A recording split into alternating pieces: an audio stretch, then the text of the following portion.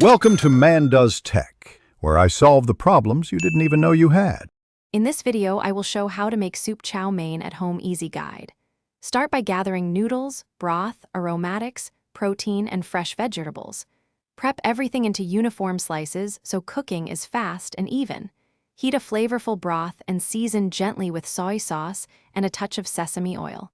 Cook noodles separately, then combine to keep texture perfect. Finish with scallions and a splash of vinegar for brightness.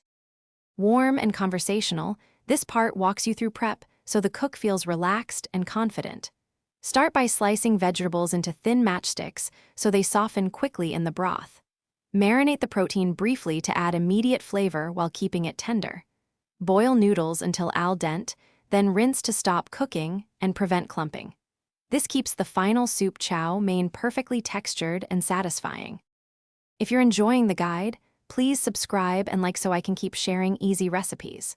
Quick recommendation: life is too short for a stinky car, so grab Little Tree's black ice to keep your drive smelling great while you shop for ingredients.